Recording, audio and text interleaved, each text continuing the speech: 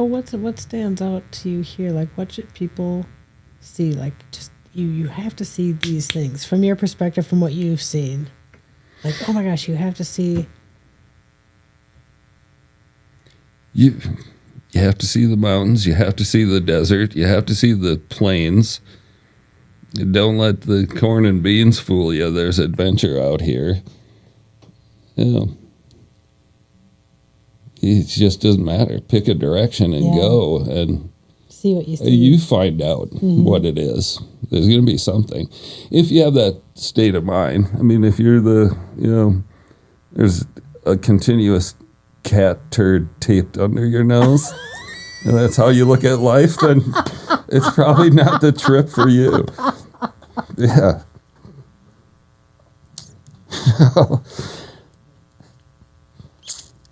I suppose. Yeah. So if you have an adventurous spirit, then go. Yeah. And just take it in. You don't know what you're going to find. Well, that's going to be an image that's hard to shake. Well, now you'll spot those people when you see them. You're going to just go, oh, there's a cat turd lady.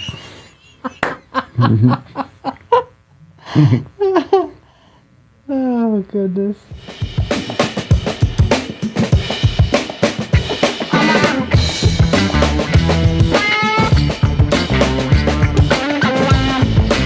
We're hot, so whenever we want to roll, we can roll. Got my This Is Stupid mask up there. I noticed the mask up there. Yeah. We have the mask. We're getting a collection up there. It just, it's all given to me stuff. Your book. Thank you. Yeah, my original This Is Stupid mask. Menards made me buy for $1. I couldn't wait to get home with a Sharpie and you put my opinion on it. Donned it proudly. Yeah. Yeah. Oh, goodness.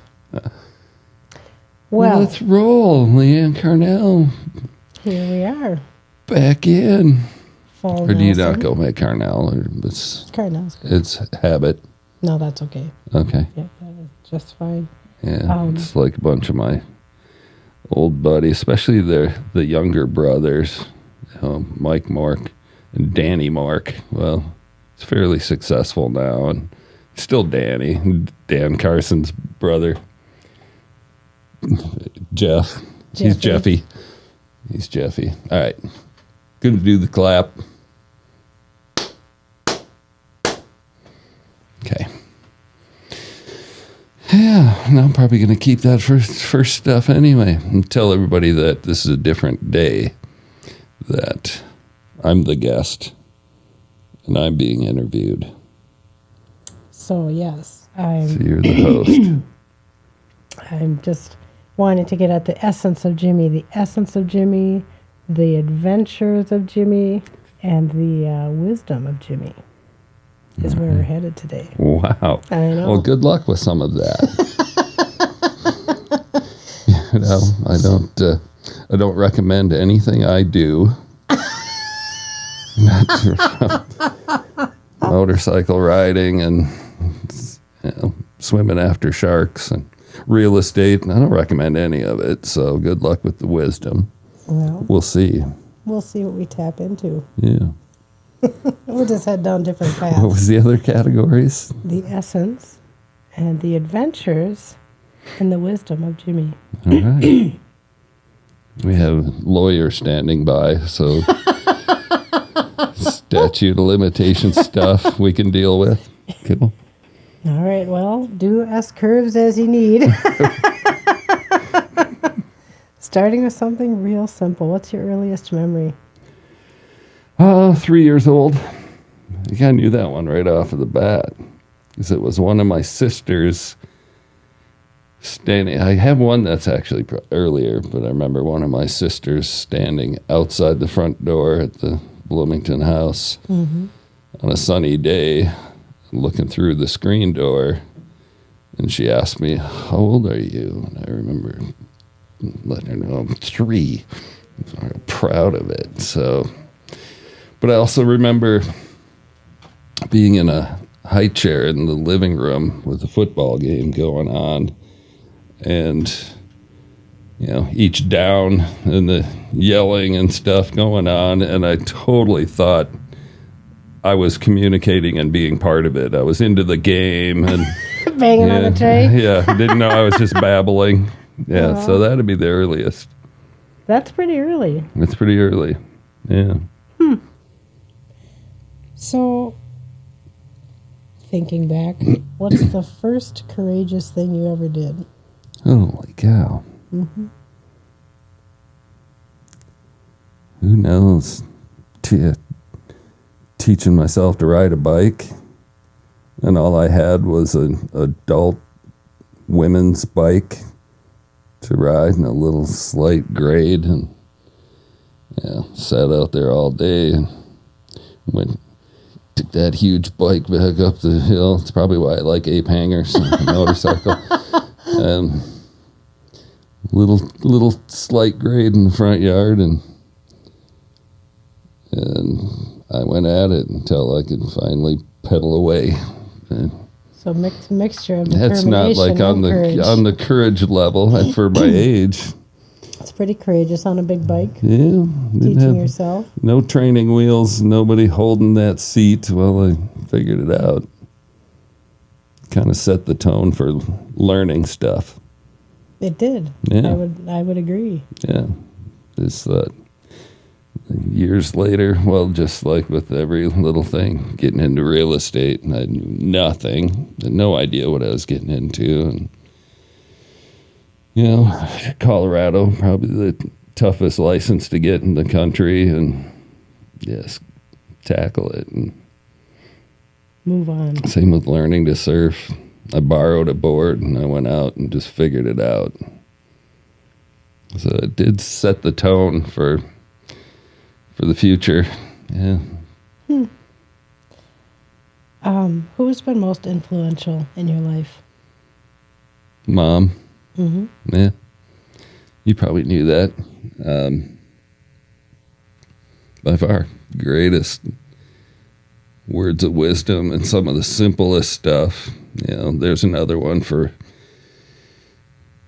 anxiety and tackling something I was afraid of or whatever, and the simplest thing she said at a very early age was, what's the worst that can happen? Just ask yourself, what's the worst that could happen?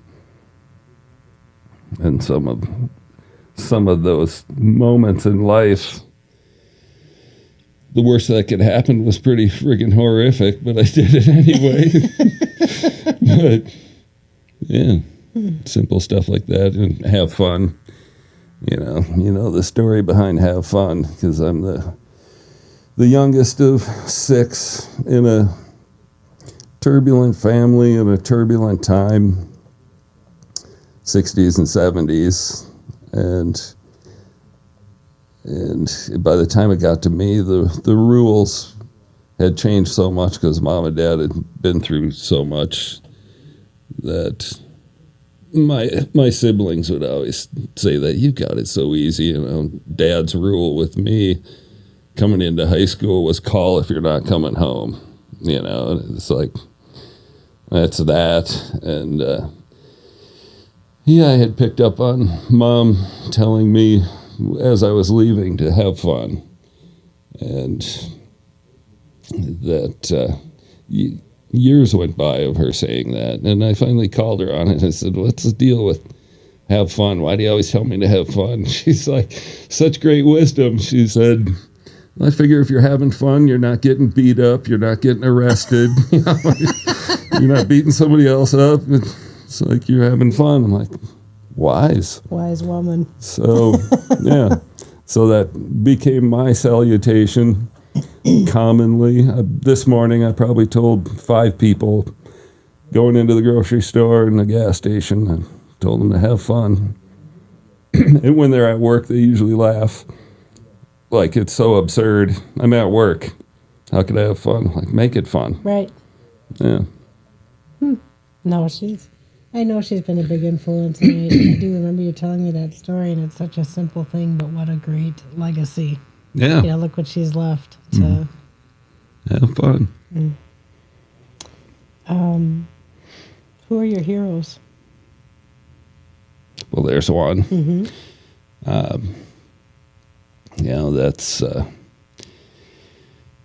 mom with 4 kids and 2 grandkids dying. And, she had a good attitude all the way to the end. And it's like, wow, she's a badass. Yeah. Big one. Yeah. I try to be cautious about heroes. It's like I don't say I'm a fan of anybody, just because I don't like the base of the word fanatic. I think you shouldn't be fanatical about human beings other than immediate family, Yeah. So cautious about heroes, but and early on I kind of learned, I learned 9, 10 years old that I couldn't use my dad 100% as a role model. He had plenty of bigotry and racism in him. It just carried on. So I learned I had to kind of pick and choose my male role models. So I would just borrow something. It's like, oh, that guy does this cool. He's classy or he's respectful. And then emulate that. So kind of what I've become is a conglomeration of men that I've picked traits from, and good and bad. I mean, I'm also attracted to, kind of a wild child thing. Close, pretty attracted to the 1%er lifestyle and that kind of stuff. And Brother John and I click well, and was as wild as they get, really. Yeah. He was told by a high-ranking Hell's Angel that you come on, you can skip all of the prospect crap. We'll just fast-track you through. No initiation for you? Yeah, so tiptoed the line a lot with that, but yeah. What are 3 things people should know about you? What are 3 things you would want people to know about you? Funny. As of lately, I don't hide the fact that I'm a older, straight, white, conservative, patriotic, Christian male. So it's like, there you hit him. You should know that. Yes. That's the one that pops into my head, and it's I've said it before. Half the world judges me just for that. And it's like, come on. I want a flag, I want a month, and I want a parade. There's only could be about 7 of us at the parade, I think. I doubt it. I think you have a pretty big following. I don't know. What are you most proud of? Oh, man, that's a tough one. Yeah. Just waking up every day and trying again with a new attitude. No matter what I'm going through or what kind of news I've gotten or what, if life's beating me up, that's what I try to do. Get up and put the good face back on and the good attitude and go do it again. Mm-hmm. Mm-hmm. Try to be a little better than yesterday. Doesn't always work, but. So a popular question is, thinking back, a little reflective here, what would you do differently question, what would you do differently? But along with that, I would also ask, what would you do the same? So when you reflect, What would you have done differently, and what would you do the same? Yeah, I don't play the shoulda, coulda, woulda. I don't play that. Because even all the stuff through life that seems like a mistake, or certainly at the time, was absolutely necessary for the next thing. So it's like, try out a new job, a new position, and find out you hate it and it's not going to last. But then hindsight, inevitably, it was a absolute stepping stone for where I got to next. So, try to, not that I don't have some regrets. I have plenty of things I'm not proud of. Very few I'm ashamed of, but yeah. Thanks for not digging deeper into that. No, we're gonna. Okay. From what do you draw your strength? Well, faith, huge one. Especially over the last year when I focused that. I've always said my whole life I've said I believe in God, and I've always said I'm blessed and guided, clearly, because I'm here. If you want proof, here I am. So that would be the core. Yeah, then that basic outlook on life, and going back to the mom thing, that all that stuff she did, and her mom was so much like her. Always coming out of stuff, just trying to see the silver lining, and that, and those two were masters of making stuff fun. Grandma, 2 big apple trees in her backyard, and in the fall just created them. They just produce like crazy, and she turned it into a game. She had grandkids, boys who liked to climb trees. She threw tarps out and had us climb trees and shake them. It's like, yeah, who wouldn't love that? I'm on it. Right? Yeah, me and John, yeah, who can climb higher. And she was putting us to work, but just finned us into making it fun. And I love the huck fin. early memories too of going to the dump. So kind of our background, we didn't have money. And mom would take us out to the landfill out in Savage, across the river. And I don't know, it was like $2 or $3 to get in, and we'd go pick the dump. I mean, a lot of the furniture I grew up with came from that landfill, and totally unsupervised. I went totally unsupervised, but go have fun. And it's probably why I became kind of a scavenger and love a farm auction and stuff, or picking, going through someone's barn, that kind of thing. And didn't know that. We didn't understand we didn't have money, and that was one of the things. We didn't know that was a fun event. Well, didn't know the underlying reason.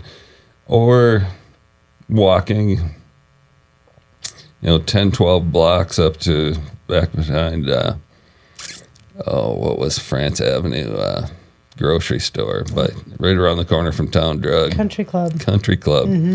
Remember going up there, all the kids in tow, and picking through, going behind the produce, picking through peach crates for peach paper, for toilet paper.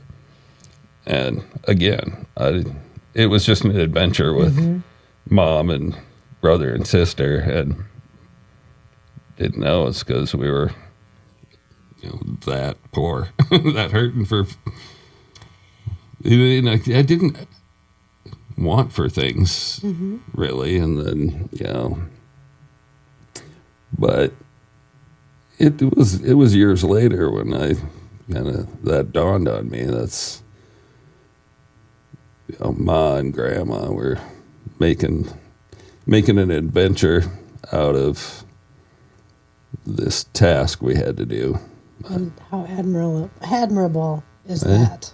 Oh, it's cool. To make it an adventure versus a... Yeah. Yeah. Some depressing chore kind of a thing. Yeah. Well, it could have easily been a victim situation, but instead it was yet another something new to try, something different to do, something. Yeah. Yeah. How do you fill your own bucket? So, when things aren't going well, what do you do to lift yourself back up? I watch and listen to a lot of stuff, a lot of Jordan Peterson. So much of that is that just kind of finding out where you're broken, which is a skill I think not a lot of people have. They don't want to do that, but so just try and fill my head with a lot of positive stuff, and like I say, get up the next morning and it's a clean slate. Try again. Yeah. I had one. I was just telling Brian about a big disappointment. Somebody that listed a house that I was really excited to have a shot at. I had my marketing all planned out and out on a ride and with a buddy. It's like, where should we go? And I said, let's go down Minnesota. Because I wanted to go by there and see if he was out and go talk to him. And I was a quarter mile out from this property, and I could see the for sale sign. It's like, crusher. And had high hopes for it. And of course, I get home and I've got somebody commiserating with me on it. But then the next morning, that came up, and I'm like, I woke up singing and dancing this morning. That was yesterday. Mm-hmm. Let's move on. Yeah. So I'll start over. Yeah.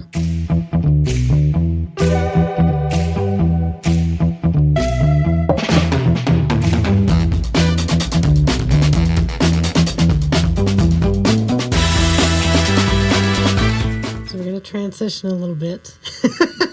Okay. These are moments. So moments in time. Oh, boy. This is where we get to the adventurous part. Time you got kicked out of anywhere. Wherever it was. Yeah. How much time we got left? I can tell you one where we were getting kicked out. So you might know Mark Zulsdorf, Carrie's older brother. Yeah. He and I hung out a lot and still do, still fish together and stuff. But we were at Wong's, and we were just boys, young frisky boys, and there was an elbow involved or something just between the two of us, and it kind of escalated. No anger whatsoever in it, but we were a little too rowdy, and we just got swamped by bouncers. Well, now all of a sudden it's a bouncer grabbing my buddy, and he's thinking, this bouncer's grabbing my buddy. You don't grab our buddies. So we ended up getting them all corralled and pushed them out the back door, down the steps. Oh, no. So now we're in front of the bar, and they're kicked out. We're looking at each other, it's like, what just happened here? And then squad car pulled up. I'm like, let's move on to the next place. Called her quits. So didn't really get kicked out. They tried.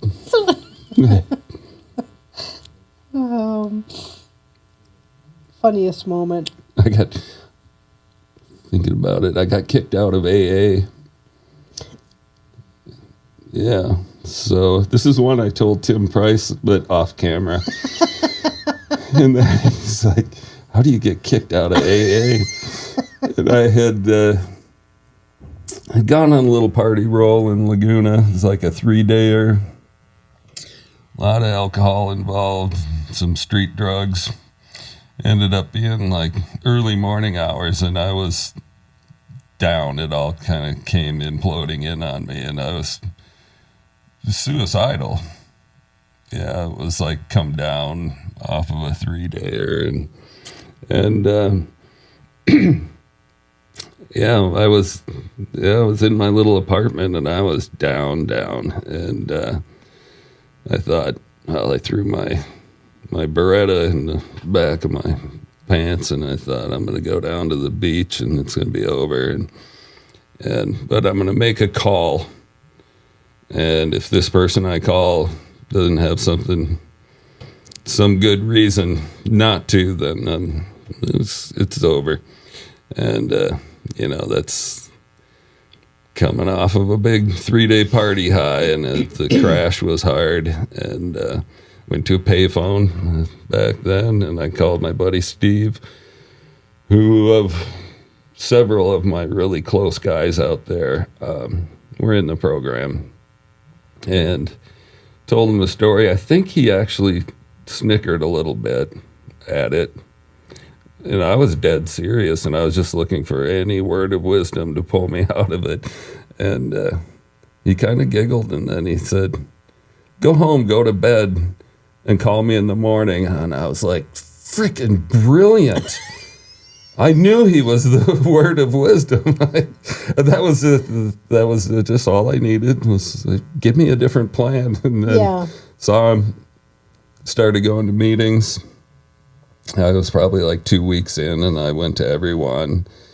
And that group of guys who I looked up to, one was my boss and still good friend, and all just really cool guys. And they came up, and to this day I call it a reverse intervention. That, like, Jim, we've been talking about you. We want to have a talk. I'm like, made me nervous,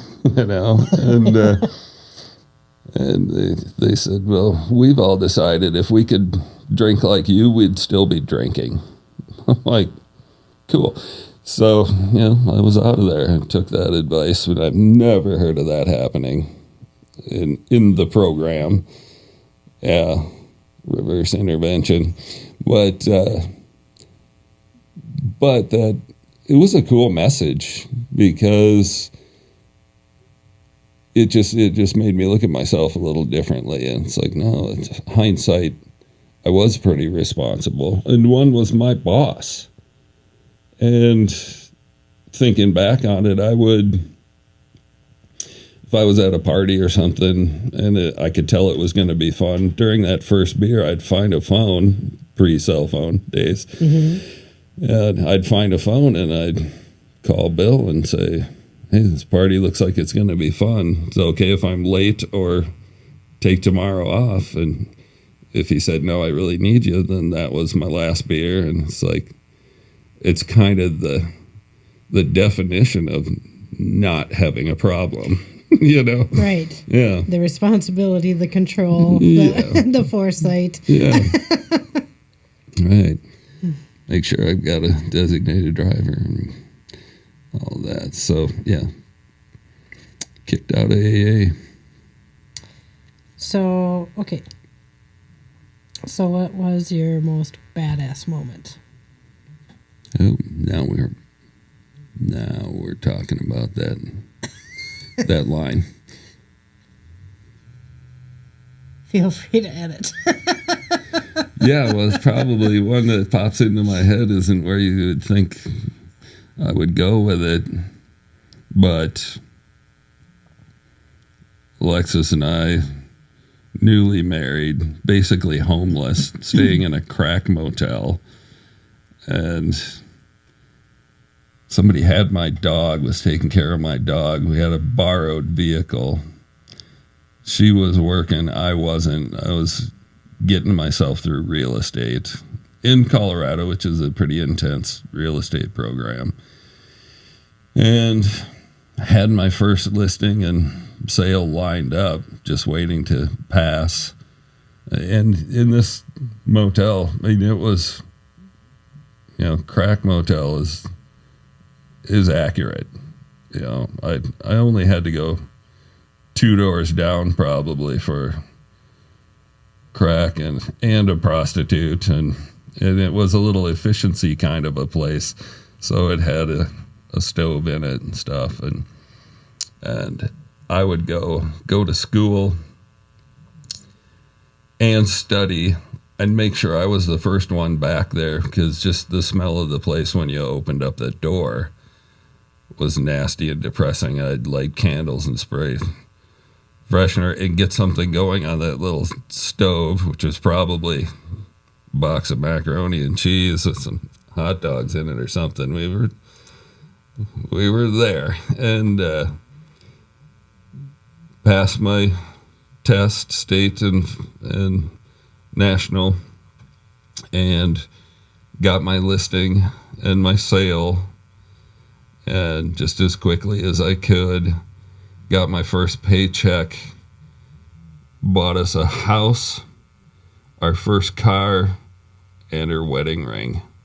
And I had educated myself to the point where I got the house with no money out of pocket, had the seller pay my closing costs and stuff. Like I say, probably not badass like you were looking for, but pretty Badass cool. nonetheless. Yeah, pretty cool. Yeah. That is cool. And that was a turn, but a good one. That was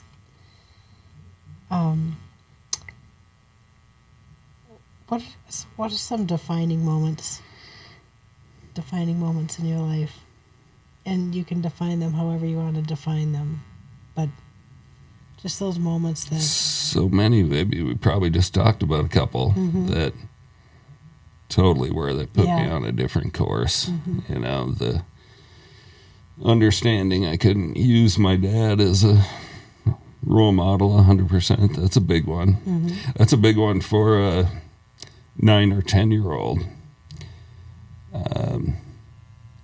And not that, the rest of the family in that situation, the rest of the kids just chose to hate him for the most part. There was a lot of that in the family. And I didn't. I thought, no, there are good qualities. I just have to pick and choose. And like I say, for 5th grader, pretty big deal to do. That was pretty defining, especially for at that age. But there's so many. I mean, there are so many big events, and how I got through them and what I learned to put me on a different path. You're always correcting the ship, and which leads into moments that have stopped you in your tracks in any way, shape, or form.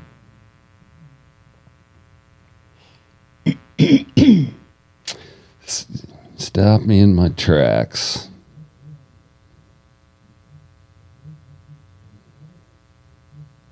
I don't know. I'm kind of searching through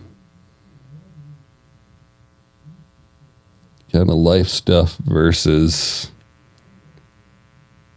more situational. That's a rough one. Like, what areas do you think? Whatever, and we can pass too, but what just what comes to mind?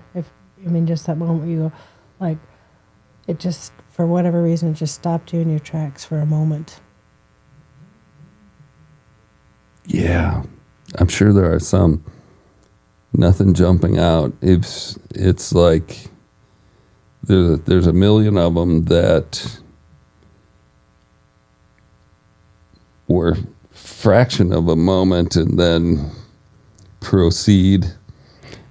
you know, driving across the country, riding Sturgis trip from Laguna, and that great group of guys, Harley, Surin, and John, and I think it's Green River that we're coming up to. There's a big outcropping in a mountain, and it was high noon, bright sunny day, and I see way up ahead the hole in the tunnel going through the mountain. I think I might have said this one with Megan, but it was a no thinker. I mean, at first it was like, wow, look at that tiny little dot, and we get to go through it, and then my brain just computes, you got to do this fast, and rev my motor to get John's attention. He hadn't seen it yet, and he looks over at me, and I pointed, and he, cool, and I just went, see ya, and hit that opening at 115, I think I was doing, with sunglasses on, going into a dark tunnel. That's an example of just a real quick hesitation and then decision and go. There's so many of those. What'd that sound like? Sounds good. Yeah. In that tunnel. A Harley wide open in a tunnel. It's a beautiful thing. Yeah, we've got the 57th Street tunnel over here in Sioux Falls, and whenever I happen to be coming down 57th, I slow down and let there get some good space between me and the other cars, drop 2 gears, and light it up. Yeah. Just because you can. You got it. Yeah. It's a really good report. I even do it under the underpasses just to hear the echo back. That happened to me once. I was in a car and it scared me. Someone was right behind me and just, oh man. Yeah, That's going loud. through the 57th Street, if somebody's got their windows down, that much better. Get ready. Yeah. Okay, we're going to do some free association here. So I'm going to give you a word and you're just going to give me a story. Yeah. So we'll start with catfish. Catfish. Got lots of those. Mostly with Jamie Hale. In his whole progression from getting into catfishing and learning all the tactics and stuff, and it's fun. I related it to shark fishing, and then eventually got Jamie out shark fishing, and it's a bait up, sit and wait. If you're a beer person, that's a good time for that, but sit and wait, and then the same deal, you're listening for that reel to click, and out it goes, and and he finally got to come shark fishing, and he was like, yeah, it is just like catfishing. Like, yeah. So which one is harder to land, a shark or a catfish? Catfish. Yeah, catfish, because there's so much structure in the river, and they're smart enough to like head for the brush pile, and they're super powerful, and they've got the current to work with. And good luck if they get buried in the bottom of a brush pile. Shark fishing, open ocean, no structure to deal with. So if you know how to just fight a fish and particularly set your drag properly, let them run, tire them out. It's just a matter of time if you know how to work a fish. Yeah. Clover leaf.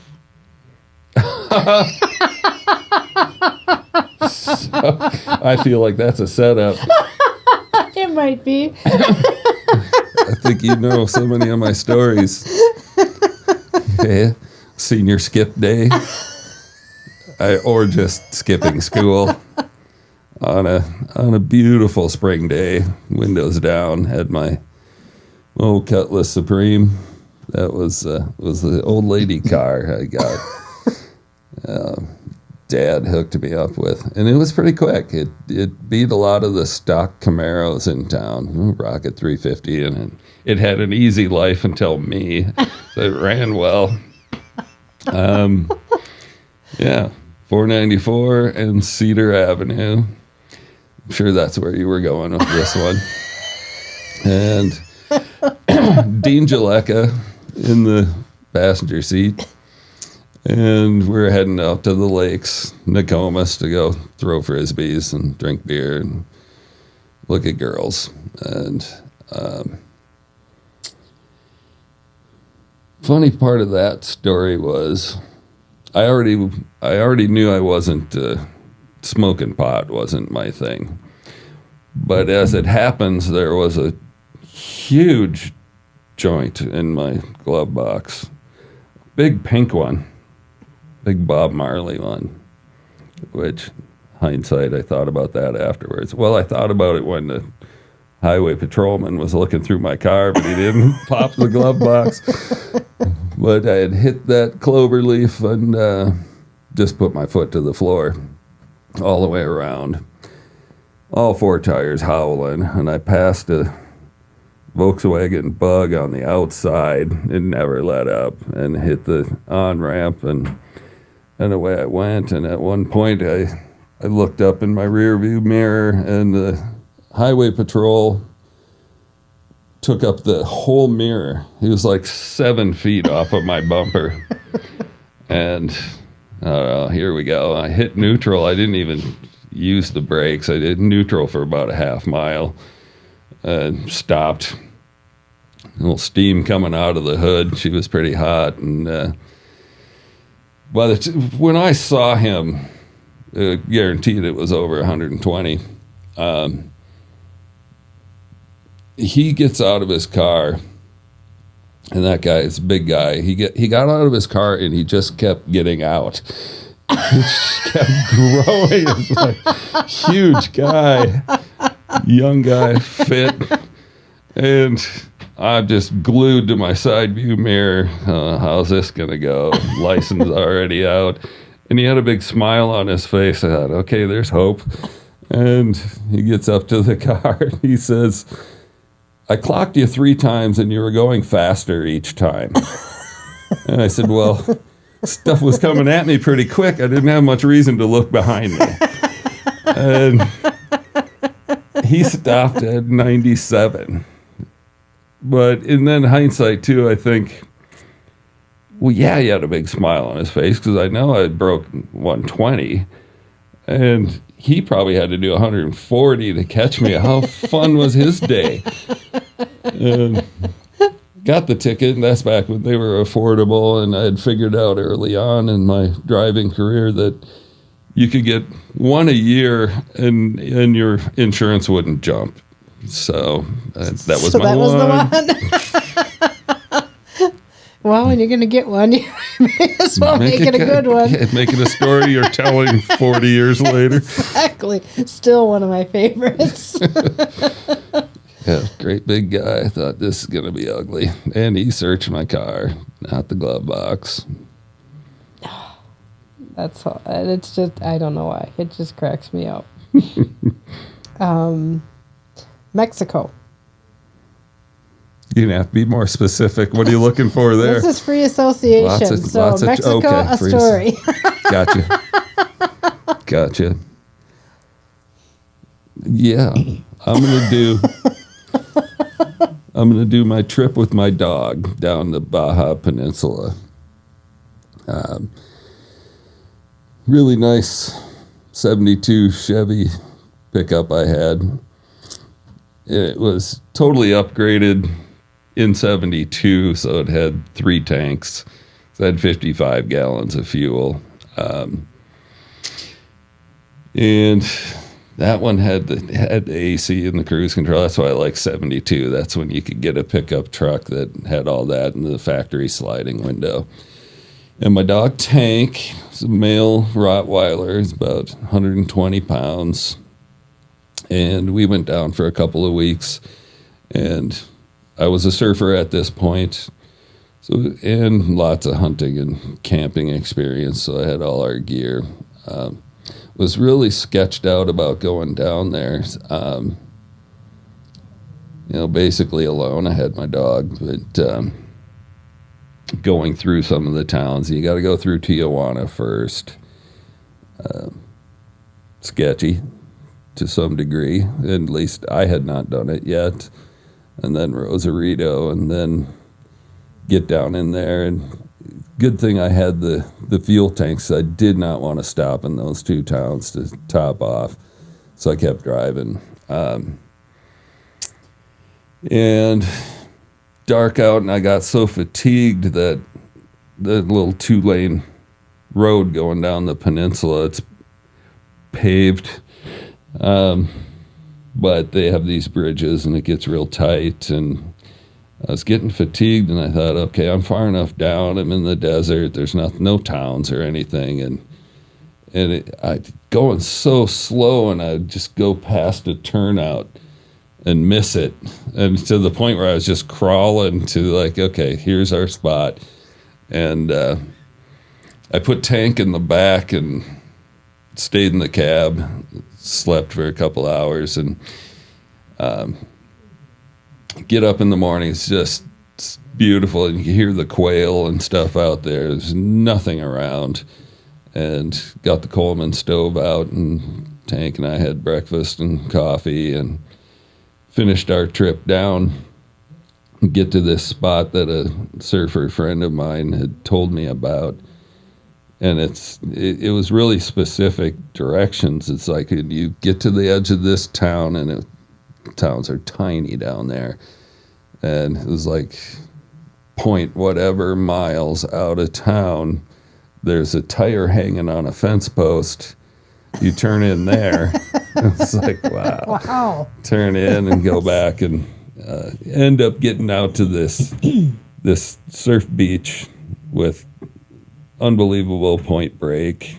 And through the years, the surfers that camped there built these half-circle stone walls as wind block to put your fire in the middle and block the wind off of the ocean.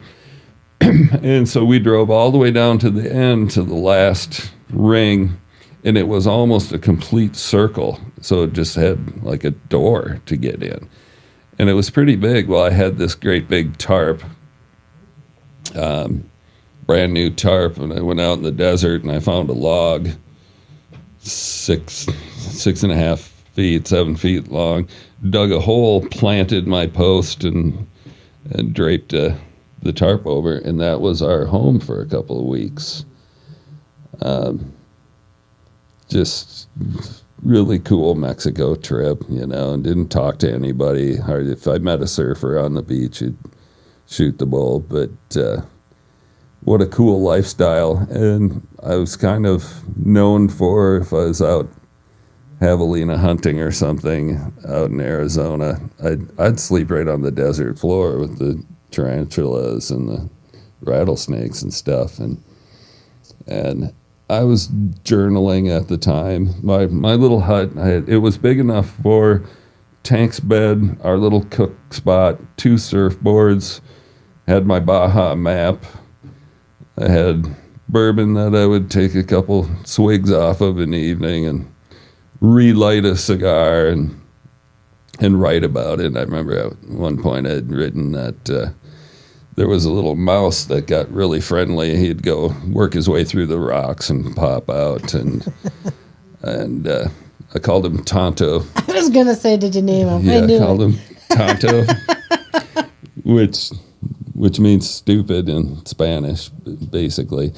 But remember writing it one night that I'm somewhat fearing the rattlesnake that must be hunting Tonto. Reasonable. Yeah. But it was just such a cool, chill lifestyle and so fun. And then don't talk to anybody for a couple of days. And I'd get in the truck and go to this crossroads out in the desert. And there was like a 13-year-old Mexican girl that would sell tamales. So I'd buy enough for a few more days and live off of those. And when the funny thing about traveling with tank, you go down into Mexico and the dollar was worth so much. And so you pull into a gas station or something, you don't do anything. You know, your windshield and your mirrors are getting cleaned and you're getting topped off. They wouldn't touch my truck with tank in there. Wouldn't touch it. I would put him in the cab, roll the windows up and lock the doors, and they still made me pump my own gas so they wouldn't. So when I'd go out surfing, and I didn't tie him up. Wherever we went, if I made a bed and I told him that's home, that's where he'd be. I could leave for days and come back, and that's where he would be. This stretch of beach was like a walkway between two villages, more or less. And those people would do the widest berth around my camp. And I would hear him, because you're sitting out on your surfboard, you're facing the ocean because you want to see the next set. And I'd hear, oof, and I'd look and see what's going on. Well, he spotted somebody walking down the beach, and he would bark at them and then look out at me like, Dad, did you see that? Yeah. I got your back. And the other part of that was I would walk the desert in the daytime and collect bones. And so my whole hut was decorated with bones, and even a 6-foot-long whale rib and stuff. So I think probably still talking about that devil dog and the dude with the bone and hut. all the bones. Yeah. Yeah, that was a cool adventure. So I was just going to say, since we're talking about surfing, or you talked about a surfing expedition, connect that with sharks. Sharks, there's a bunch of those.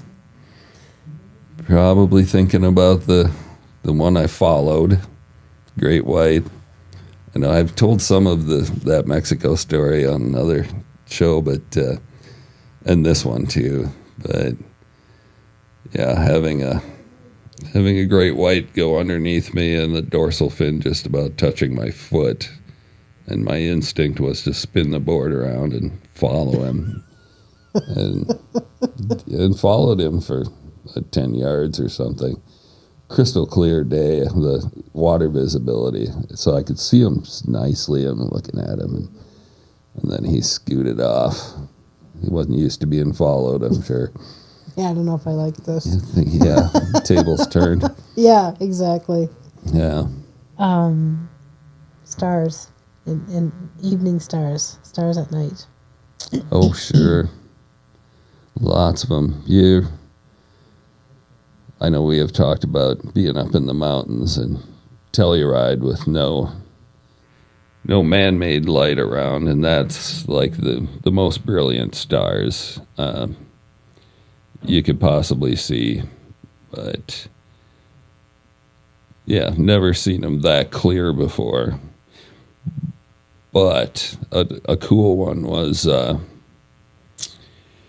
on the Canada border, North Dakota-Canada border, and we did an annual goose hunt. And at this point, we upgraded our camping to pop-up trailers, which was 4-star compared to how we were doing it in previous years. And John had gotten up for a midnight pee break, and I can hear him out there going, wow. Like, Jim, you awake? And I'm like, well, yeah, I'm trying not to be, but yeah, you got to come and see this. I'm like, if he's that insistent, I've got to go, and I might as well make use of my time, middle of the night, and get out there. Super clear out. But the northern lights were going off. A lot of red, yeah. And so that and the clear stars. Yeah, it was worth getting out of my warm sleeping bag and checking that out. Yeah, it was a cool moment. So one of the things, well, there's 100 things I love about you, but your connection with people, your connection with spirituality, your connection with animals, your connection with wildlife. And so I want you to talk about hummingbirds. I kind of suspected that. I know, be honest, you'd remember better than I would. But yeah, it was getting into it out on the farm in Franklin, Minnesota, the hummingbirds. And I don't know, like I said, you probably remember that better than I do. But they get really friendly if you just work your way in to get close to them. And I don't know, at one point, 11 of them on camera had my phone going, and they would just come in right there. I just remember the picture, and they were just completely surrounding you, and it was just, to me, just yet another picture of that connection you have, that ability to connect with anything. Yeah, California had a lot of hummingbirds. I had a place in Capo Beach and an upper level and a deck. And I went out with my coffee one morning and elbows on the rail of the deck, and this hummingbird spotted me, but I was sitting really still. And he comes down, he hangs out there. It's kind of like when a deer spots you in the woods, but they're not sure what you are, and they'll snort and stomp and try and get you to flinch, and I never do. And that hummingbird did that. It's like, what is that? Is that a person? And he comes over and he right here. He's trying to get me to flinch, and he goes, no, not flinching. It went back up in the tree and just watched me for a while. That's interesting, because then when you have feeders out, there's always one that's a bully. Oh, yeah, and the aggressive one. I was watching the other day, and the bully was scaring all the others away. And all of a sudden it comes up and at this one at the feeder, and he just backed up and just looked at him. And they just, no darting at each other, and that they just looked at each other, and then he went right back to feeding like, what? Exactly. I'm not done yet. Another one walking through an apartment complex with gates, like a wrought iron type of a gate. And this one was just hanging in front of me like that, and I just kept walking. He just stayed right there, and he got to the gate, and he looks at the gate and goes through the slats in the gate. And just waits for me. And it's like, what are you looking at?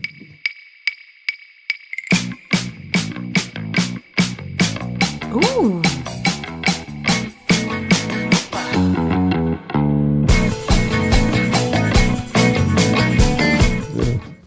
Okay, which this is taking me down a little, but a little different, not really a different path, but off where I was headed. So, hunting stories. What are some of your favorites, or what are the ones that really stand out? Something that happened, or what are the ones that stand out? Endless. Mm-hmm. Endless. We could do a series. It's like 12 of them kicking around right now. It's like, which one do you tell? I've always liked with the elk hunting. This started some years ago. I was John running the ranch. I've always felt really blessed, taking over 20 plus elk. And so I really like taking somebody new and helping them get their first elk. And I had one friend out, and I had a bear tag. He had an elk tag, so it's like, whatever. Opportunity comes up, we're covered. And I had my muzzle loader, and I brought him out to this overlook. Looks over a big national forest, a big, deep valley. Spectacular to go down in, but it's serious hiking and very difficult hunting if you go in. There's 100-plus-year-old aspens down there, and we're just quietly walked up onto this knuckle, and I'm checking the whole edge of that draw, and I kept hearing something right in the scrub oaks, like right there below us.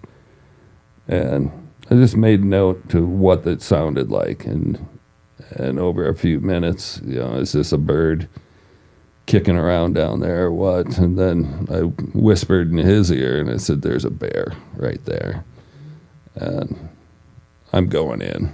And I like getting close to bears. It just charges me up. The first one I took was at 12 yards with a bow.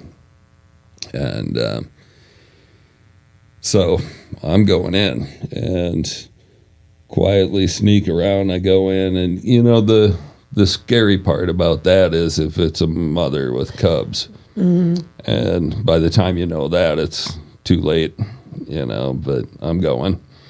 And don't recall if the hammer was back and ready to rock on the muzzle loader. He got one shot at getting through this, and went down in and nothing. And the little tunnels in the scrub oak are real low, so I'm squatting down and going through this thing as quietly as I can, and came out the other side, and I must have been wrong, and I came back up, and I said, I would have sworn there was a bear, and he said there was. When you went in, it squirted out the backside. Oh.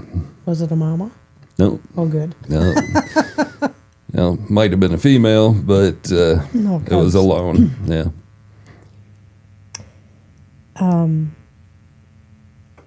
Again, free association, sleeping outside. Oh, there you go. The desert. So, yeah, John's family and the wife's side, really great group of guys, all full Mexican guys, and would have us come along, invited us on their annual javelina hunt, and we were the more serious hunters of the whole group. Those guys treated it like so many hunters do. It's a getaway, and yeah. But we always took it more seriously. But that was Arizona desert, and I just laid my sleeping bag out next to the fire, and always in the morning try and wake up slowly and maybe just move a little bit to see if there was a rattlesnake in my bag. But I always like that. It never was. No scorpions, no tarantulas. So just a rush, but I can't imagine it. I mean, to me it would be terrifying, but just never an issue, never a problem, never anything scary happened. Mm-mm.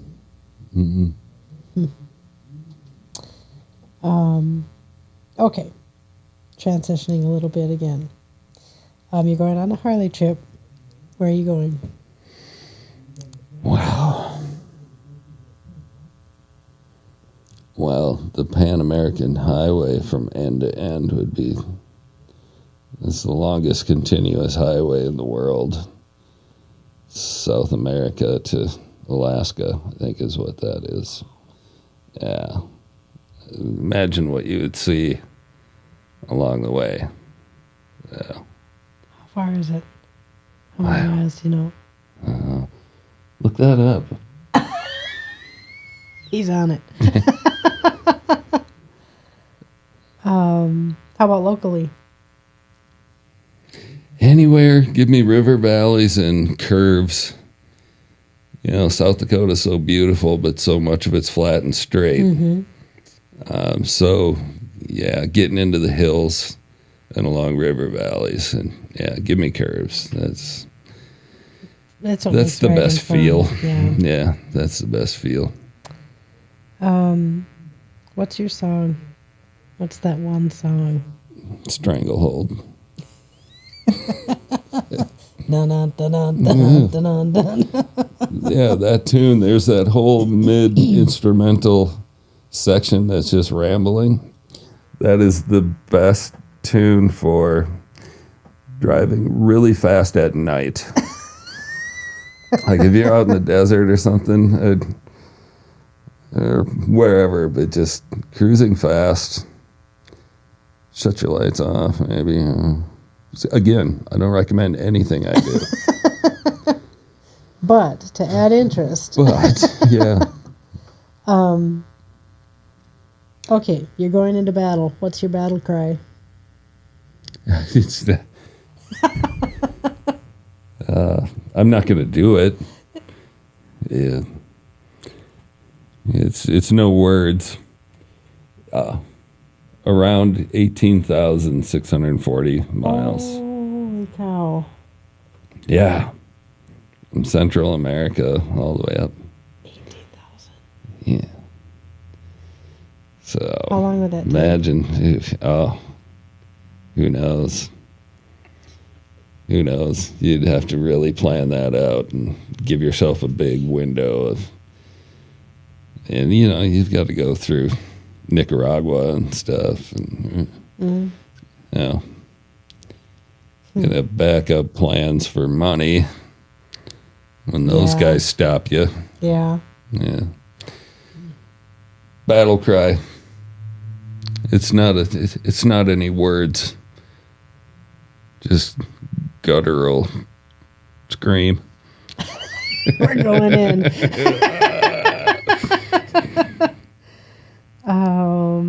Okay. They're creating a billboard for Jimmy. What's on it? I've actually thought about that. I thought about my dream real estate billboard would be 2 Harleys, American flag, probably AR hanging off the handlebar. Yeah. If I was going to go for that, it'd be something like that. Yeah. Okay, so now we're getting into your wisdom. Okay. We'll see. What gets in people's ways? What gets in people's way? Yourself. It's almost ubiquitous that we just get in our own way. Yeah. Get out of your own way. Yeah. Understand that you can't even comprehend your own abilities. Yeah. Get past that. Have some focus, which I have trouble with. It's like setting a goal. Terrible at it. Real estate, it's common for the rah-rah real estate guru guys to, base your goals on how much money you want to make and then break it down to how much prospecting do you have to do, how many leads do you get off of an open house. Well, break it down that way. I can't do that. And so the closest I can ever break down a goal is the sign behind you, that experience adventure and spread joy. And so it's like, there's my goal, my focus, and try to do it on a micro level, like I say, the people I interacted with this morning at the grocery store and the gas station and whatever, it's like, try and leave them a little better than you found them, Yeah. even if you're just a minute or so interaction, do that. And then I just feel like the rest kind of unfolds if you focus that way. And again, going back to Jordan Peterson, who I think so highly of, I think he might be the most important voice of our time that could actually create the biggest change in society. And so I listen intently to what he says, and he's like, have an aim, have a goal. I'm like, okay, I suck at that. I just suck at that. So, I don't know. Get to a different point where I'm able to do it. I will. I just don't have that kind of vision of what I'd want this to be or real estate to be. Yeah. What's most important? Oh man, how do you answer that without being cliche? It's just love and kindness. That's not cliche. It's not, well, it seems so common to say, and it feels cliche, but it's pretty solid. Yeah. What advice would you give? Two-prong. What advice would you give to a young person right now? What advice would you give to a young couple right now?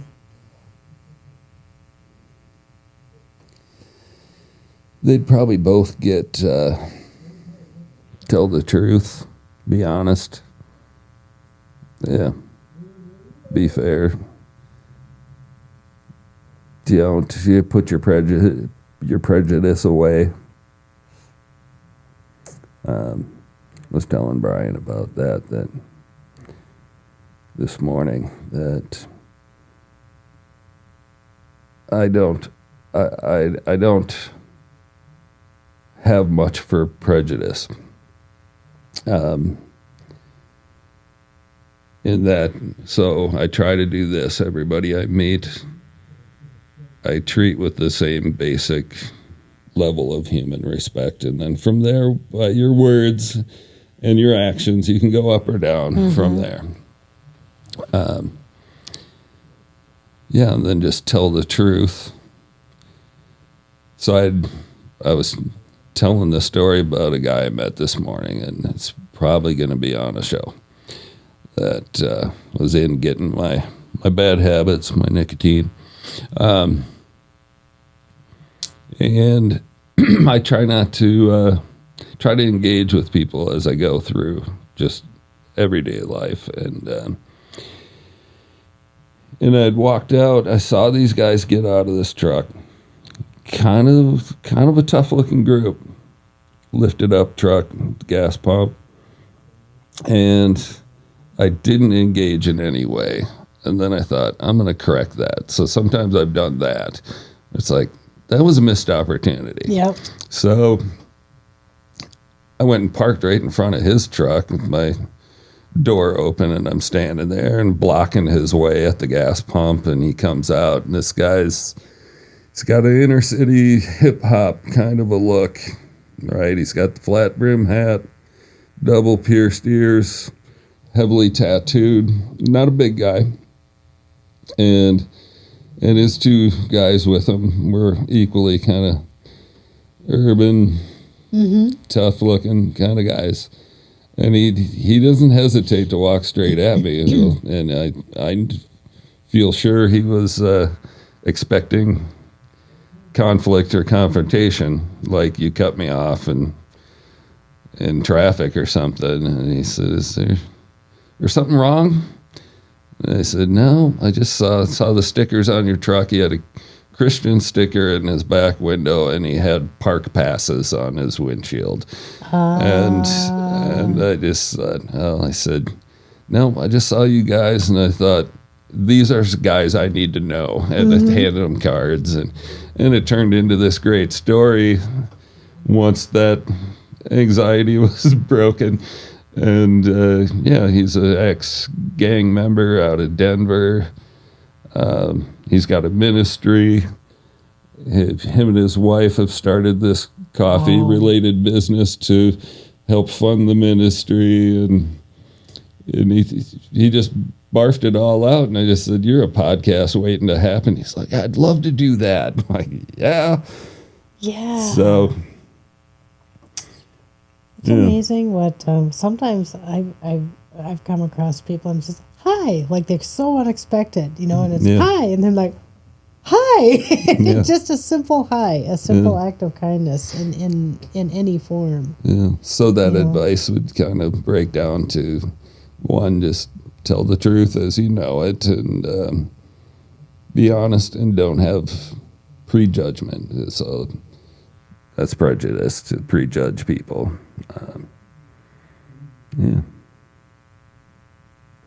So young kids if they could just go out and do that, you get a long way. You open a lot of doors. Pan American Highway, fastest it's been done is 23 days. Wow. I was gonna. Whoa, that's hustling. I was thinking like That is not a friendly highway. That's thinking proven. 3 I would months. rather do it in a slow way. Stop and have some good food in Panama. Costa Rica might hang me up for a week or so.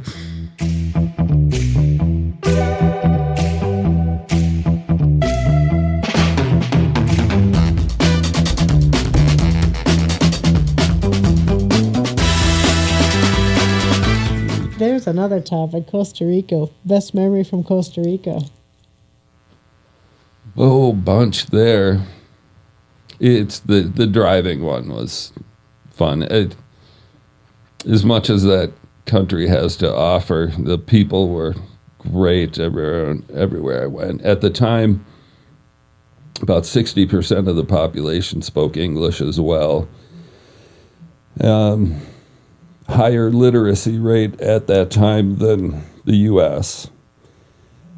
So people think of Costa Rica and they think third world, but no, they're pretty sophisticated. They're super kind.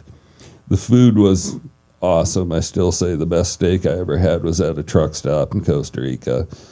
Beaches were amazing, but the driving part was a fun story that I kind of treated the whole country like my own personal racetrack.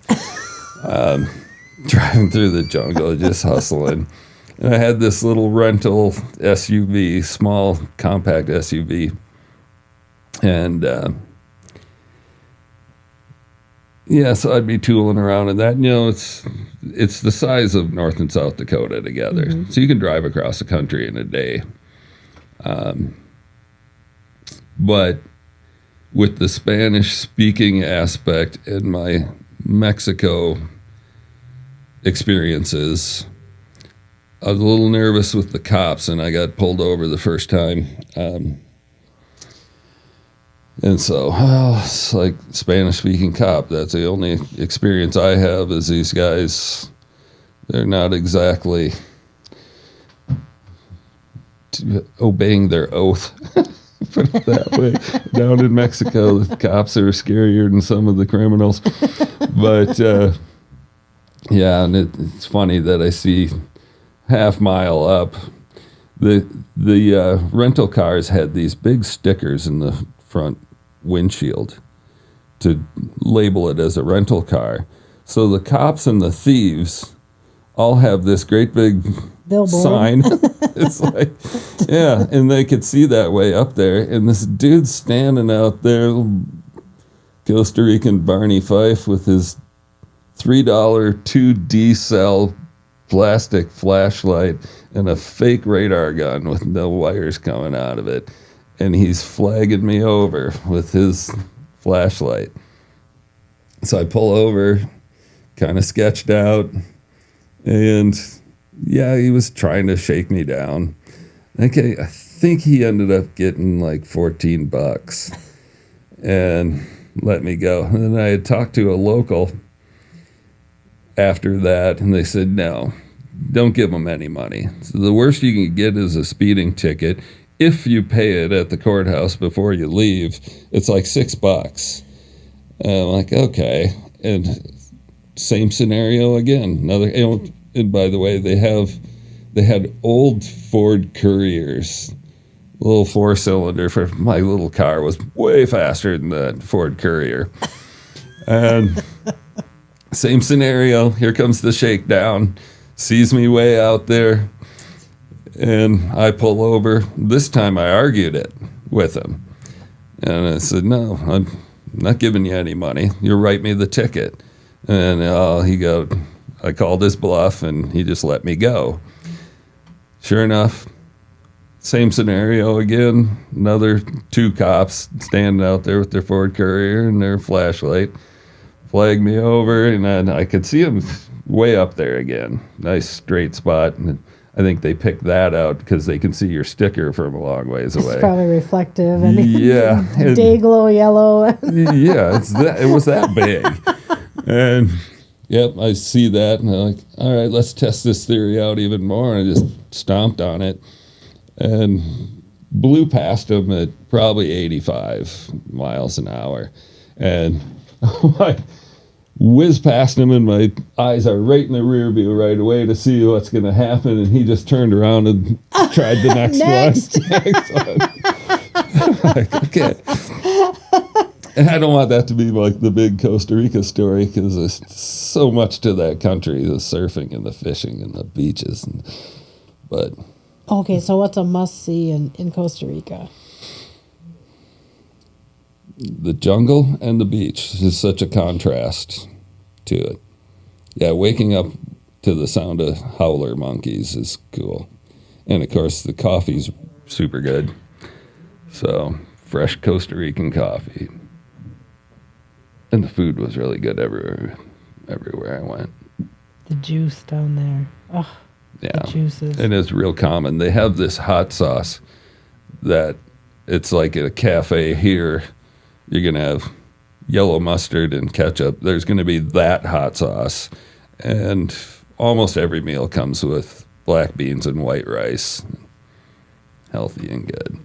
And don't hesitate to pull over if, like, up in the jungle or something, if there's a fruit stand, stop for fruit and let them cut it up. They'll cut it up fresh right in front of you and bag it up for you. It's just, you're road tripping and you're eating this fresh Costa Rican fruit. Yeah. So, you've been to a lot of places. You've done a lot of things. I don't know. I think my question is kind of two-pronged. Like, what have been your favorites, and what would you recommend to other people? Like experiences? Yeah, experiences. Oh man, or how do you? Places or. Well, yeah, I would say. So this came up during COVID. I'm going to air quote COVID. Everybody bitching about they can't fly and they can't travel. It's like, you don't even know your own country. So much adventure here. So many cool things to see. Such cool history. It's like, do it here. Get in the car and road trip. Mm-hmm. And half the time, it's like Scott and Dee. They don't hesitate to, let's road trip. And they run into the greatest adventures. And that's what I've done, too. And you pull into a small town, and all of a sudden, you're going to get into some great conversations. You're going to find a killer little ice cream shop or something. Whatever that town's known for. Yeah. Yeah. Start out here. Keep the money here. So what stands out to you here? Like, what should people see? Like, just you have to see these things from your perspective, from what you've seen. Like, oh my gosh, you have to see. You have to see the mountains. You have to see the desert. You have to see the plains. Don't let the corn and beans fool you. There's adventure out here. It just doesn't matter. Pick a direction and go, and see what you see. You find out what it is. There's going to be something. If you have that state of mind, I mean, if you're there's a continuous cat turd taped under your nose, and that's how you look at life, then it's probably not the trip for you. Yeah.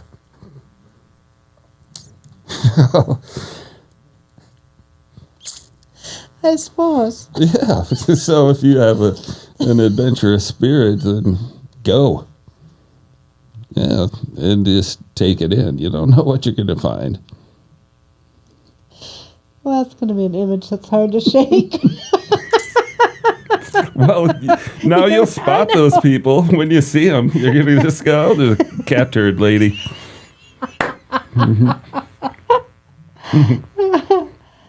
Oh, goodness. Well, I think we had an episode. I get to interview you next.